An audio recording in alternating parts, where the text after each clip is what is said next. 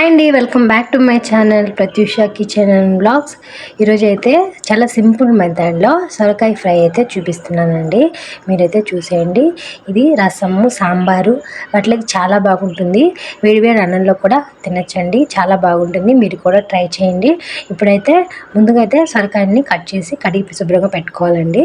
ఇప్పుడైతే కడాయి పెట్టుకుని అందులో సరిపడా ఆయిల్ వేసుకోవాలి. కొద్దిగా ఆవాలు,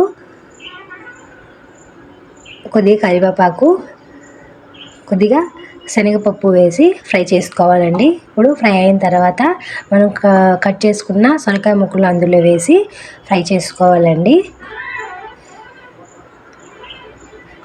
చాలా తొందరగా అయిపోతుందండి, చాలా సింపుల్గా అయిపోతుంది. ఇప్పుడైతే కాసేపు కలుపుకోవాలి. ఇప్పుడు కొద్దిగా పసుపు వేసుకొని ఫ్రై చేసుకోవాలి. కాసేపు ఫ్రై చేసిన తర్వాత ఒక 5 నిమిషాలు మూత పెట్టుకొని మగ్గనివ్వండి. ఇప్పుడైతే సొరకాయలు మగ్గిపోయాయి.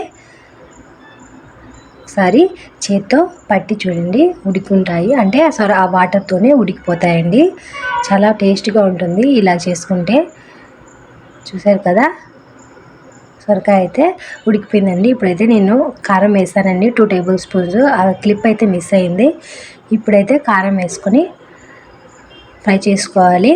చూసారు కదా, ఫ్రై అయిపోయిందండి. ఇప్పుడైతే 2 టేబుల్ స్పూన్ల వేరుశనగపప్పు, 4-5 వెల్లుల్లి రెబ్బలు, కొద్దిగా సాల్ట్, కొద్దిగా పసుపు వేసి కచ్చాపచ్చాగా దంచుకున్నానండి. అదైతే స్టవ్ ఆఫ్ చేసి ఆ పొడిని అయితే చల్లుకోవాలి.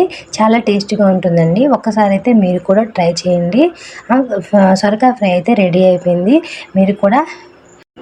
మీరు కూడా ట్రై చేయండి.